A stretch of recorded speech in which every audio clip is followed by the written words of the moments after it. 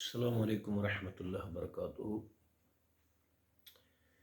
نبی رحمت صلی اللہ علیہ وسلم نے ارشاد فرمایا، من صلی فی یوم و لیلۃ سنت عشرۃ رکعۃ بنی لہ بیت فی الجنۃ اربعا قبل الظہر ورکعتین بعد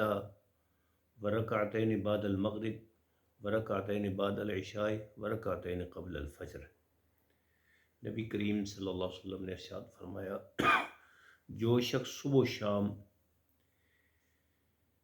کل ملا کے 12 رکعت پڑھتا ہے، اللہ تعالیٰ جنت میں اس کا گھر بناتے ہیں۔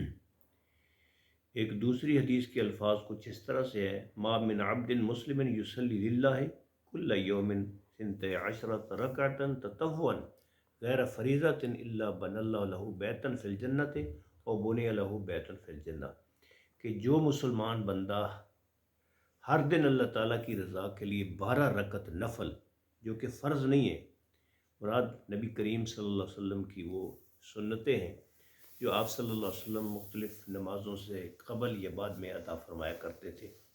4 رکعت نماز ظہر سے قبل اور 2 اس کے بعد، 2 رکعت نماز مغرب سے قبل، مغرب کے بعد، اور 2 رکعت عشاء کے بعد، اور 2 رکعت نماز فجر سے پہلے۔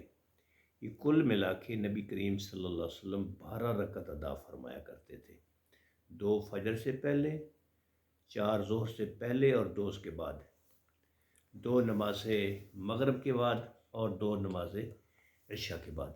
اللہ تعالیٰ ہمیں اس حدیث پر عمل کی توفیق عطا فرمائے کہ سنتوں کو باقاعدگی سے ادا کیا کریں۔ اللہ ہمارے اعمال کو قبول فرمائے۔